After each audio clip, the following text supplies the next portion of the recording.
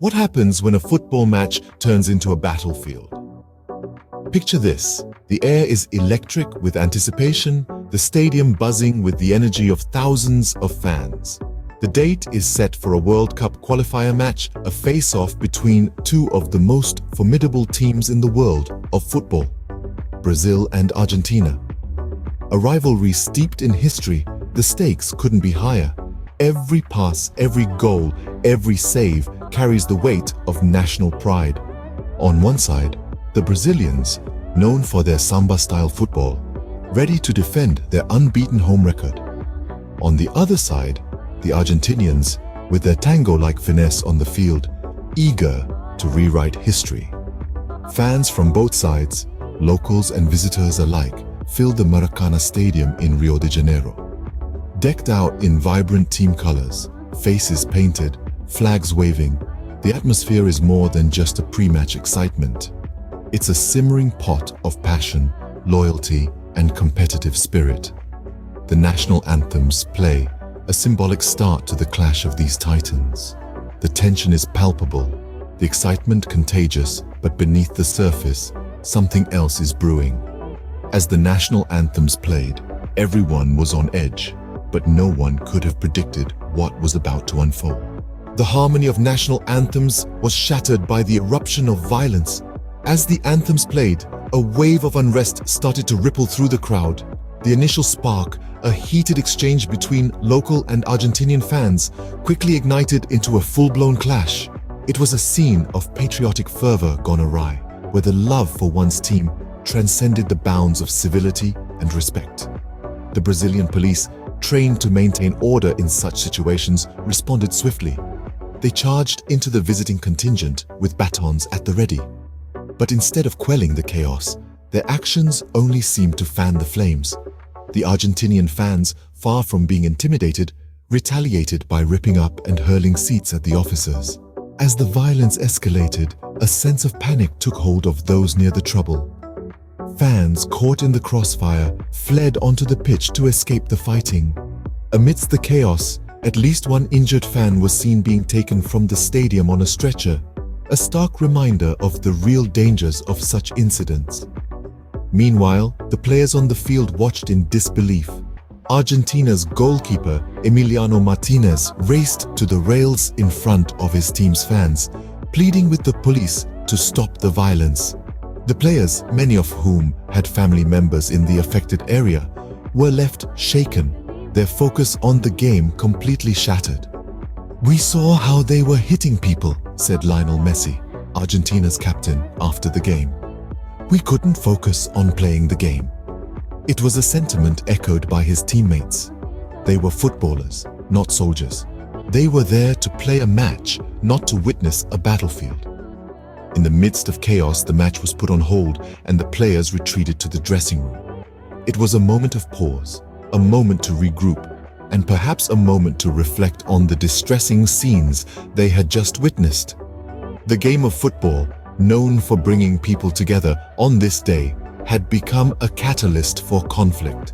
In the face of violence, the players took a stand. Amid the chaos, it was none other than Lionel Messi, the Argentinian talisman, who emerged as a beacon of calm. With his team's safety and the well-being of the fans at heart, Messi led his teammates back to the dressing room, away from the escalating violence. His actions were not just about leaving the field, they were a strong statement, a plea for peace in a situation spiraling out of control. It wasn't just Messi, though. Argentina's goalkeeper, Emiliano Martinez, also stepped up. He raced to the rails in front of his team's fans, appealing directly to the police to halt the violence. His concern was palpable, his desperation clear. He wasn't just a player in that moment.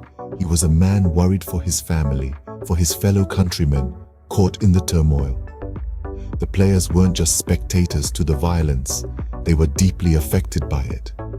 Messi later revealed how the scenes had impacted the team. He said, "We saw how they were hitting people, and many players had family members in that area. We couldn't focus on playing the game." Their minds were not on the match anymore, but on the safety of their loved ones. The Argentinian team made a collective decision. They would not return to the pitch until the situation was calm. They retreated to the dressing room, a sanctuary away from the turmoil outside. For 22 long minutes, they waited, their minds filled with concern and uncertainty. After 22 minutes in the dressing room, the Argentinian team decided to return to the field only when the situation had calmed down. It was a decision born out of courage and responsibility, an act that showed their commitment not just to the game they love, but also to the fans who love them. Their actions that day were a testament to their character, showing that they were not just footballers, but men of principle, ready to stand up for what is right. With the situation seemingly under control, the game was back on. The air was thick with tension, but the players were back on the pitch, ready to resume the game.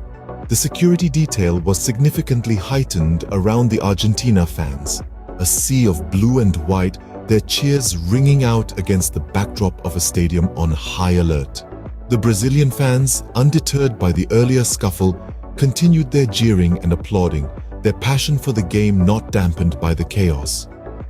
Their reactions were a mix of bitterness and respect, particularly towards Lionel Messi, who had earlier led his team back to the safety of the dressing room.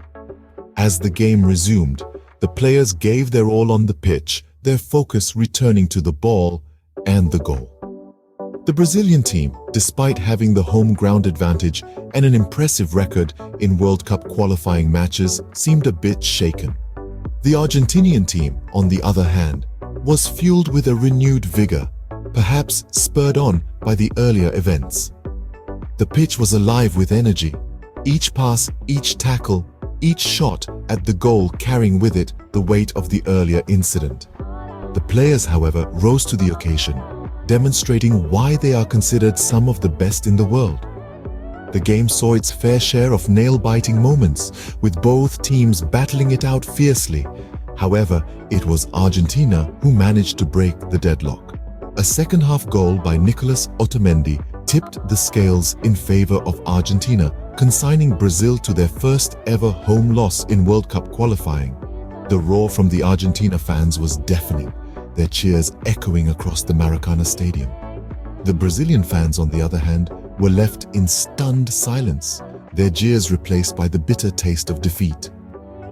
Despite the earlier chaos, Argentina managed to secure a 1-0 victory against Brazil.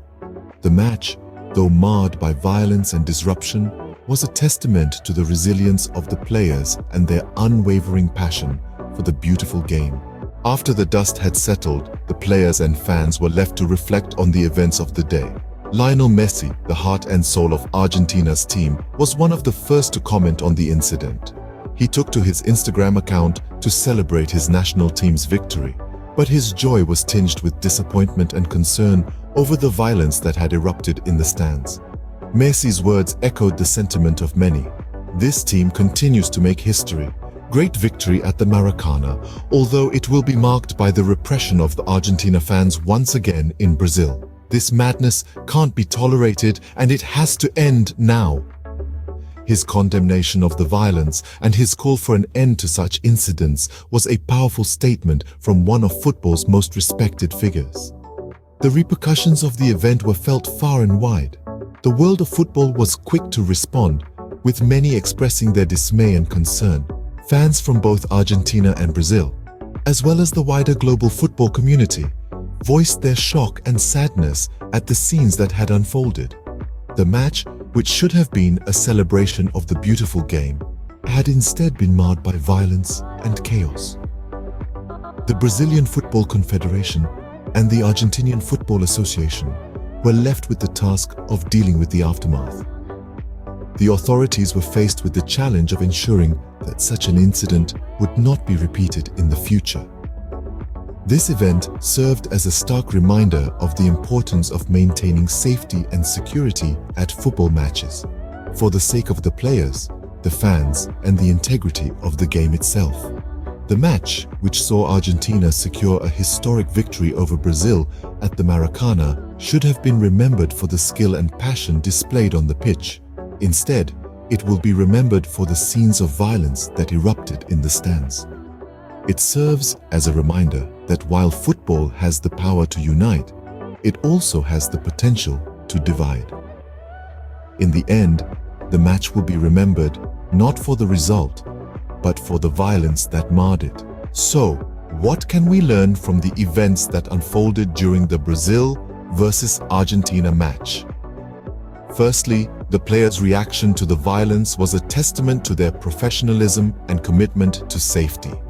Lionel Messi and his team's decision to retreat to the locker room until calm was restored reflects the importance of prioritizing safety over sporting rivalry. It's a powerful reminder that sporting events should be a showcase of talent and sportsmanship, not a breeding ground for violence.